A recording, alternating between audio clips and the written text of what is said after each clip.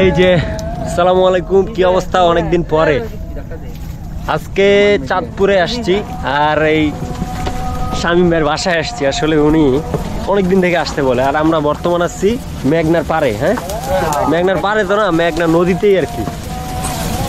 আর এটা হচ্ছে চাঁদপুর লঞ্চ ঘাটটা দেখা যাচ্ছে ওই যে ওই সাইডে কিন্তু চাঁদপুর লঞ্চ ঘাট। আর আমরা এই যে এটা শামীম ভাইদের এলাকা, আমরা নৌকাটা এখান থেকে নিয়ে এইভাবে কিন্তু বের হচ্ছি। অস্থির একটা জায়গা। আর এই সময়টা আসলে বিকেলে বেলা তো, মানে 4টা সাড়ে 4টা বাজে, মানে খুব সুন্দর একটা পরিবেশ। ভাই ওই জায়গাটা নিয়ে যাওয়া যাবে না? ওইখানে নোংর করা যাবে না? হ্যাঁ যাবে, আচ্ছা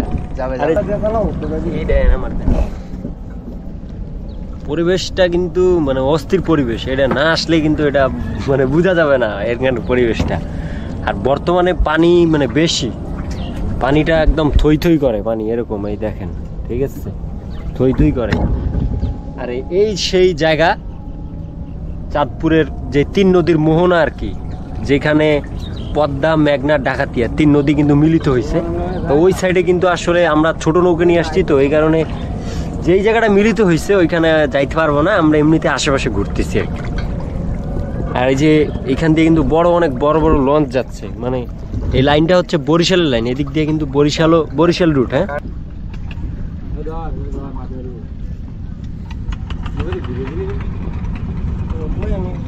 এখানে এইটা ধরেন।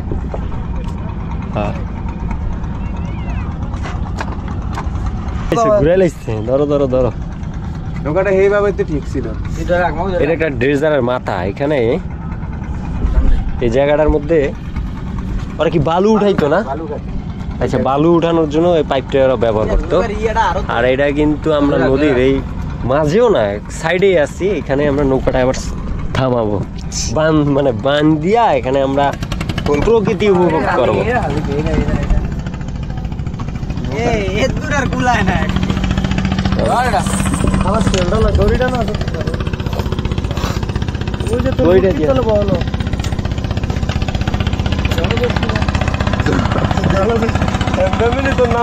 ভাই আমার পুরান বাড়ি কিন্তু এই যে এদিকে, আগে বাড়ি নদীর সাইডে এই যে